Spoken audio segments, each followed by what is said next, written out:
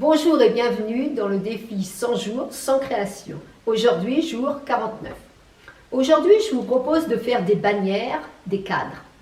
Cela peut vous servir pour faire des titres ou alors, par exemple, pour encadrer des citations que vous aimez bien. Je vous montre tout cela en images. Pour faire une bannière, à la base, vous faites un rectangle. Puis deux petits carrés de chaque côté du rectangle et vous mettez un petit trait en biais pour donner du relief. À partir de cette base, vous pouvez vous amuser pour faire d'autres bannières avec des formes plus arrondies.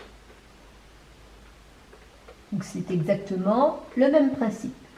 Vous pouvez aussi faire des bannières style parchemin.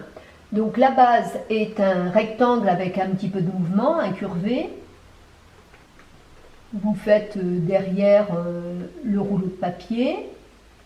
Vous pouvez décliner aussi ce parchemin d'une autre manière.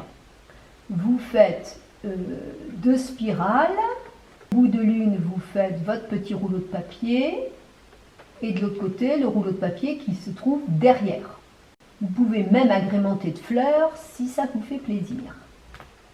Une autre proposition qui ressemble à une bannière, c'est un drapeau. C'est le même principe que la bannière.